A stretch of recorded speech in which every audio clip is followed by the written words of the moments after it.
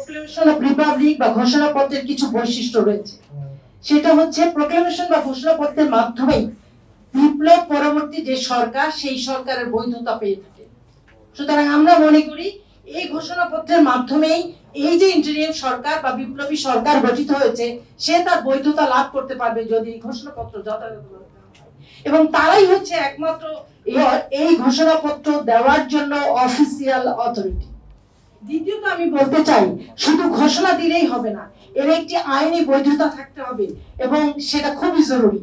কোনো আইনি বৈধতা ছাড়া শুধুমাত্র একটি ঘোষণাপত্র প্রকাশ করা এটার কোনো গুরুত্ব আসলে আমাদের কাছে নেই। এই ঘোষণার অবশ্যই একটি সংবিধানের অংশ হতে হবে এবং এরই মাধ্যমে সংবিধানকে পুনর্গঠিত করতে হবে। আমরা বলতে চাই এই ঘোষণাপত্র হতে হবে একটি ফর্মাল, পাবলিক এবং লিখিত ঘোষণাপত্র।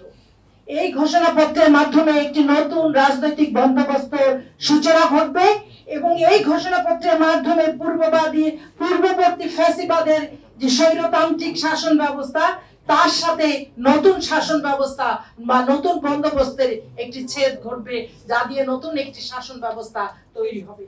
যেমন করে 1948 সালে ফ্রান্সে এবং 1931 সালে স্পেনে মনার্কি শাসন ব্যবস্থা থেকে গণতন্ত্রের দিকে যাত্রা শুরু হয়েছিল প্রোক্লেমেশন অফ রিপাবলিক দ্বারা। সম্মানিত সুধীজান, তাহলে আমরা কি চাই? আমি বলতে চাই এত জীবন, এত রক্তক্ষয়, এত পঙ্গু, এত অন্ধ এই জন্য হয়নি যে পুরানো শাসন ব্যবস্থার আলোকেই আরেকটি শুধুমাত্র একটি নির্বাচন করে ক্ষমতার বদলের জন্য এই রক্তক্ষয়, জীবন দান, এই বিপ্লব সংঘটিত হয়নি।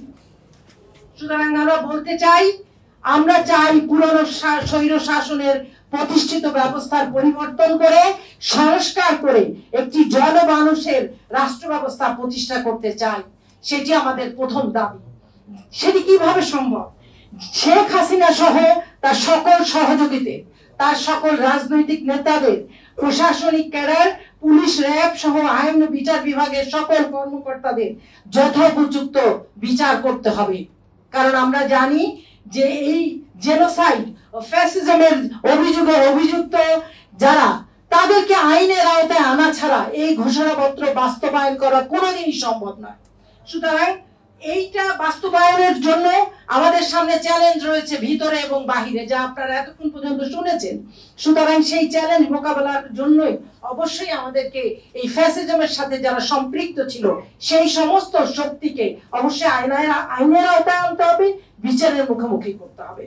সম্মানিত সুধীজন, আমি বলতে চাই আওয়ামী লীগ কোন সময় একটি রাজনৈতিক দল ছিল না, একটি সন্ত্রাসী সংগঠন ছিল। এই সন্ত্রাসী সংগঠন হিসাবে এই দলের নিবন্ধন ও প্রতীককে বাতিল করতে হবে।